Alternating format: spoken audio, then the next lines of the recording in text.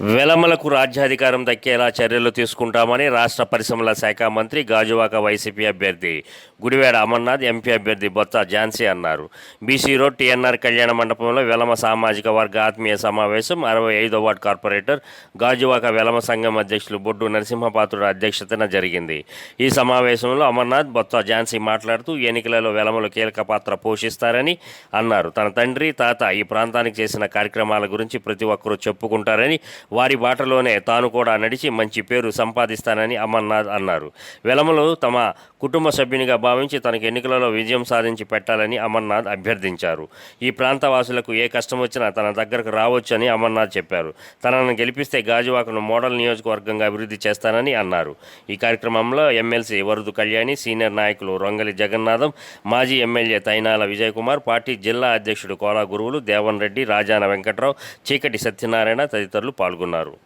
ఆ రోజు పవన్ కళ్యాణ్ గారు పోటీ అంటే చాలా మంది 1,00,000 ఓట్ల మెజారిటీతో పవన్ కళ్యాణ్ గెలుస్తారని గాజువాకంతా ఉరువుతున్న టైంలో వెలమ కమ్యూనిటీ అంతా కూడా నాగిరెడ్డి గారి వెంట ఆ రోజు నడవడం జరిగింది.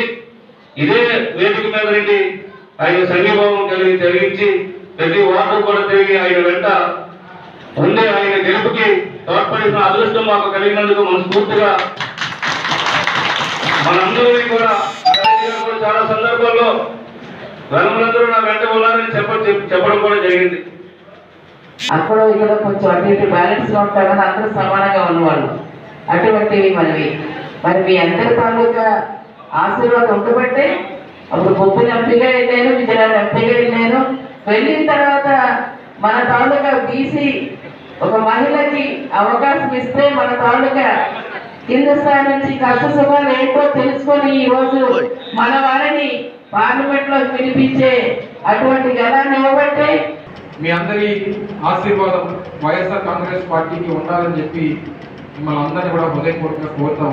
జగన్మోహన్ రెడ్డి గారి నాయకత్వంలో రాష్ట్రంలో ఏ రకంగా సంక్షేమ కార్యక్రమాల్ని అందించాం, ఏ రకంగా రాష్ట్రాన్ని అభివృద్ధి వైపు నడిపిస్తా ఉన్నాం. గడిచినటువంటి 5 సంవత్సరాల్లో 2 ఏళ్ల పాటు కోవిడ్ లాంటి క్లిష్ట పరిస్థితుల్ని ఎదుర్కొన్నప్పటికీ ఇప్పటికీ కూడా వాటి నుంచి బయటపడినటువంటి దేశాలు ఇంకా ఉన్నప్పటికీ ఏ రోజు అటువంటిది సాక్ష్యంగా చూపించకుండా ఈ రాష్ట్రంలో ఉన్నటువంటి పేదవాడికి మంచి చేయాలన్నటువంటి ఆలోచనతో ముందుకెళ్తా ఉన్నాం. ఈ క్రమంలో జగన్మోహన్ రెడ్డి గారు ముందుకెళ్తా ఉన్నారు. సహజంగా ఏ సామాజిక వర్గం అన్నా, రాష్ట్రంలో ఉన్నటువంటి ఏ సామాజిక వర్గం అన్నా కోరుకునేటువంటిది రాజ్యాధికారం.